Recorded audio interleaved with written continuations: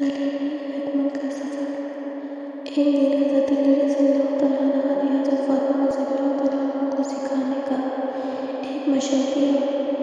حضرت فاطمہ رضی اللہ تعالیٰ عنہ نے دیکھا کہ ایک چھوٹا سا گلاس پانی سے بھرا ہوا ہے۔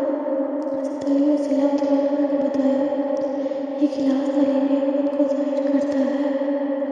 پھر انہوں نے گلاس کو بڑی جھٹ ڈلا دی اور پوچھا، کیا تمہیں لگا ہے یہ گلاس ابھی بھی خالی ہے؟ حضرت فاطمہ رضی اللہ تعالیٰ عنہ نے کہا، جی ہاں، مگر اب اس میں اور بھی پانی ڈالا جا سکتا ہے۔ حضرت علی نے سمجھایا، اس گلاس سے یہی سکھانا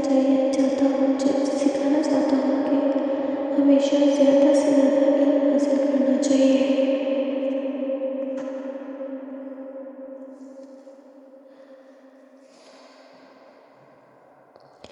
جب تک ہم زندگی میں ہمیشہ سیکھتے رہنا چاہیے اور اپنے علم میں اور بھی پانی ڈالتے رہنا چاہیے تاکہ ہمیشہ خود کو بڑا ہوا محسوس کریں۔